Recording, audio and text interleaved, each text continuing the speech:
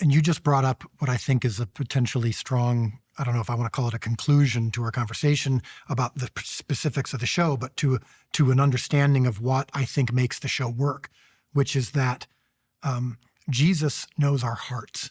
He wants a relation. He wants a relationship with you specifically. So whether he's healing you, calling you to follow him, or rebuking you, it's not based on a paint by numbers, one size fits all. He knows what's in your heart. He knew what I needed to become the creator of The Chosen. It wasn't the same thing as someone else needed, right? He spoke to me directly, and my wife Amanda is here uniquely to make sure that I don't go back to who I was, the day before that moment. And so when Jesus calls us differently, I mean, the message of salvation is the same, but the calling is specific.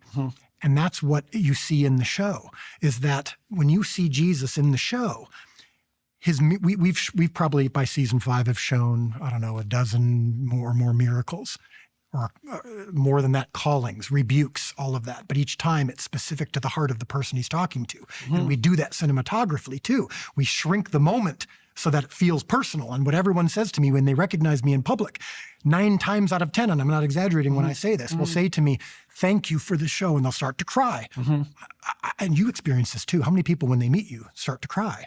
Not because you're a celebrity, but because something's changed. Something's changed. Yeah. I've experienced that in my life. Well, we'll talk about this off camera, but some of the people in our lives who you've changed just from something you've said or written. And so people will come up to me and they'll start to cry. But 9 times out of 10, when they say something about the show, it feels personal. Yeah, right. It doesn't feel like I'm walking in, and I love St. Peter's Basilica.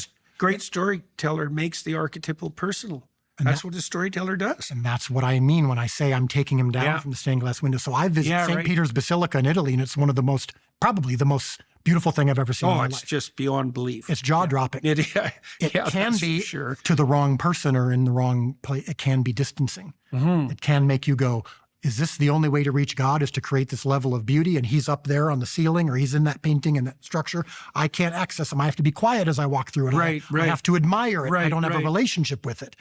And I certainly don't have a relationship personally with him.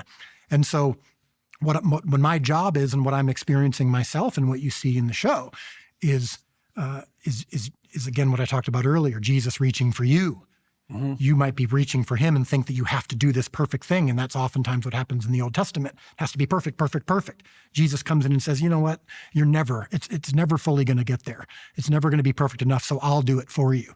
I will be that perfection. I will be that sacrifice. I will be the perfect sacrifice that Cain couldn't come up with.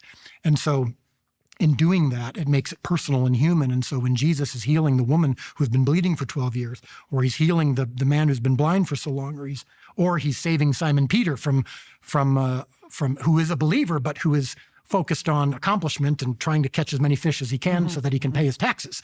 And Jesus comes in and calls him to something greater, which is a fisher of men, not a fisher of fish. And all that is happening on a personal level, and it's causing people to respond emotionally. I guess that's partly why it seemed to me that you handled the miracles so well. It's not that you downplay them, it's that it's a weird thing, because you make them in some ways a matter of logical course.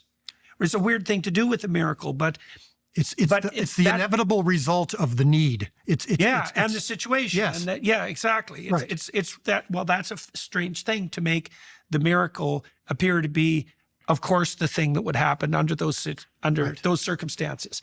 Right. So my belief is that